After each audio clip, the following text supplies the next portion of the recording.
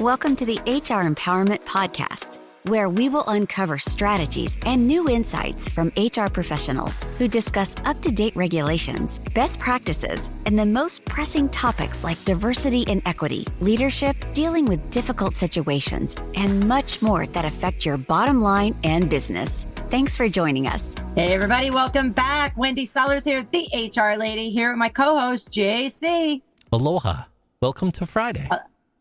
Yes, welcome to Friday. Made it. Woohoo! Hey, JC, I know that you are yourself a sandwich generation caregiver, correct? Yes. I commend you because you are one of the hardest working people that I have ever met. You seem to be working all the time to take care of everybody. So thank you for that. Yeah, I appreciate that. And you know, when we were talking earlier and Christy mentioned that pull in multiple directions and it's that pull and squeeze at the same time, it's hard. It's hard. And you have that thought in your head that things will continue to maintain and sustain the way that you know it should be, but time does not always stand by your side. You know, it's rough. Yeah, it really is. And you know, it's not just about the sandwich, right, Christy? It's about anybody with caregiving responsibilities. Yeah. Just because you don't have other responsibilities, meaning children or, you know, teenagers or something like that, people living with you, just being a caregiver for the first time ever, it's a shock to your system. You especially if it's an adult that used to take care of you. Yes. And so let's continue the conversation. You know, I want people to walk away with today kind of an action plan.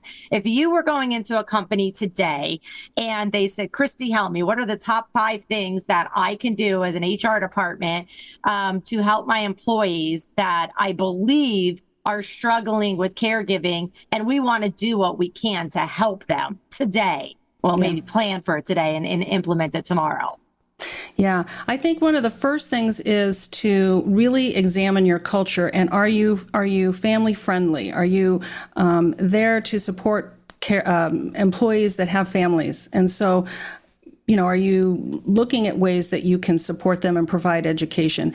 Also, making it non-threatening for someone to be able to identify as a caregiver. You might want to encourage people to ask or say, here's what we'd like to provide. Can we get some feedback? And I think some very simple things might be information resources. It could be that you have once a month an information fair and you talk about all things family or caregiving, and it could be a lunch bunch. It could be you bring in an estate planning attorney who talks about how to set up estate plans, or you bring in a financial consultant, which people do all the time, but talking about it specifically for families.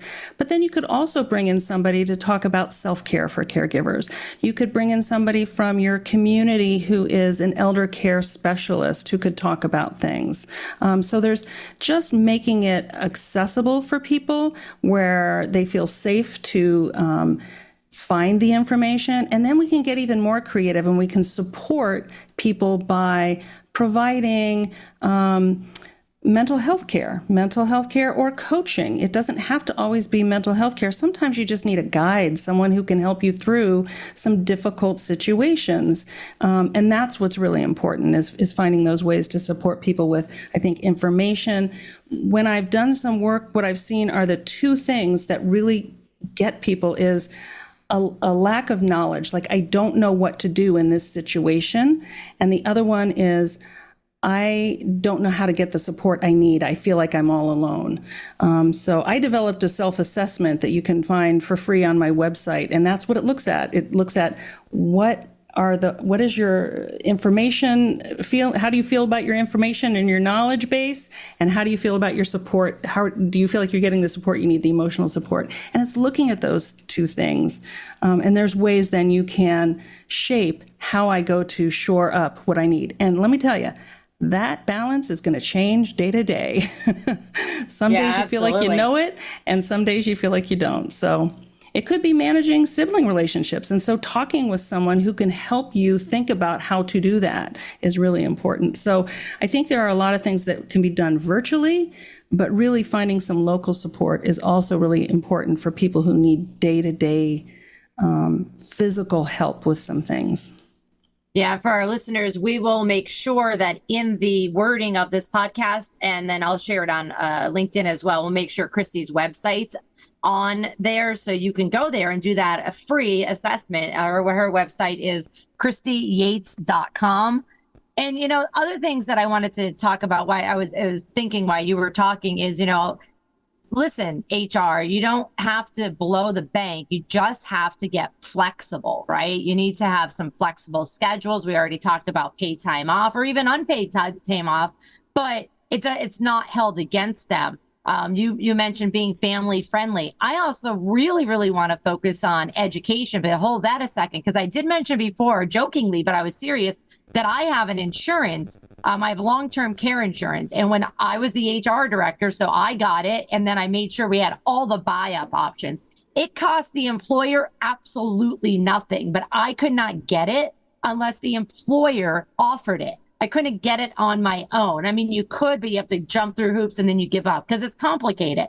But please ask your health insurance broker about long-term care insurance so that your employees can get it, and make sure that it's portable. And what that means is if they leave the organization, they can take it with them. It's up to them to pay it and manage it and everything.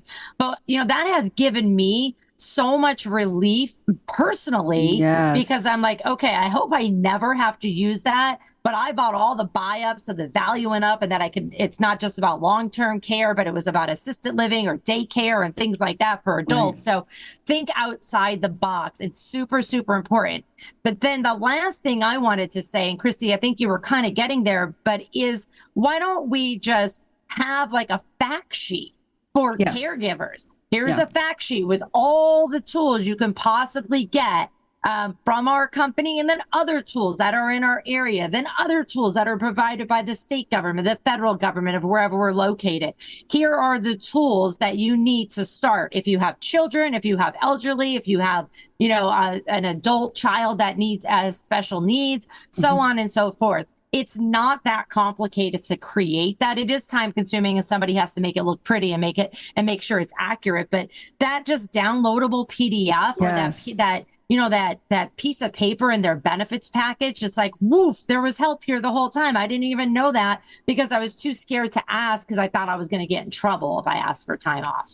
Right. And you know what? That's awesome. And that's a great idea. And I would add to that and say, make that available in a number of different ways, because you want to, people can easily overlook something. Like they might not go to the break room or the whatever. They might not go to a brown bag lunch, but maybe on a regular basis, you're putting that in the newsletter, or you're sending it out to managers to speak about or mention at meetings, or so on and so forth. So we have to do a little bit of repetition on that to really reach people, because remember, sandwich generation people are squeezed, and so sometimes it's hard for them to, like, they're just getting their job done because they've got to then go home and do X, Y, and Z. So it's important to reiterate these things. It is. And one last statistic that I wanted to share is I just found this on the SHRM website, and it said 79% of caregivers do not have access to caregiver support benefits at their workplaces. And this was a 2021 caregiver survey. So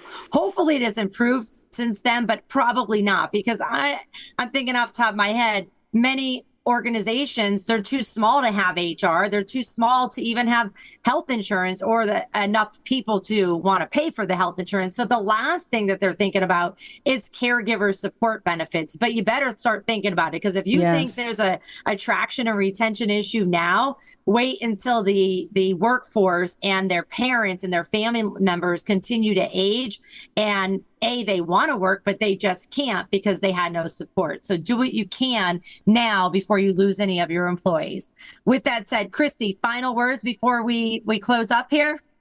You know, I want to say thank you. And I want to just say, have these conversations in your family and have these conversations in your workplace. The more people talk about this, the more things will change. So I think it's really important to communicate. And I usually talk to families about communicating inside the family too. Like, do you know what do you need? What's going on? What's our long-term plan? So yeah, communicate early and often. Thank you. And thank you for that reminder that I need to have that conversation. Thanks, everybody, for listening to our episode 5 of our 5-part series on the importance of supporting working family caregivers. It really is vital to company success. We hope this information has been helpful. Thanks for joining us and take care.